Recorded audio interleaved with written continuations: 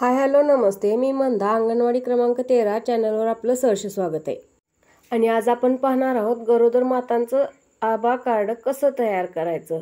चला तर आपण सर्वांनी गरोदर मातांच्या मॉड्यूलला गरोदर मातेचं नोंदणी केलेली असते।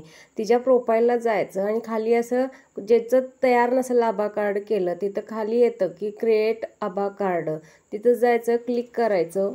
मग अशी प्रोफाईल ओपन होते। अशी प्रोफाईल ओपन झाल्या पहिल्या ह्याला क्लिक करायचं, नंतर पण पहिल्या ह्याला क्लिक करायचं आणि इथं खाली संपूर्ण माहिती दिली जाते।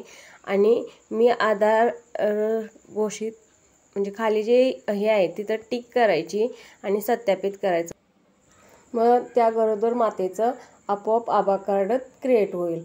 अशा प्रकारे जेवढ्या गरोदर माता आहेत त्यांचं तुम्ही आभा कार्ड क्रिएट करू शकता, किंवा ज्या मुलांची नवीन आधार कार्ड आले असतील त्यांचे आपण पोषण ट्रॅकरला अपडेट केले त्यांचे पण आपण आभा कार्ड क्रिएट करू शकतो। तुम्हाला माझे व्हिडिओ कसे वाटतात याची नक्की कमेंट करा आणि संपूर्ण व्हिडिओ पाहिल्याबद्दल धन्यवाद। आभारी आहे। Like, share, subscribe.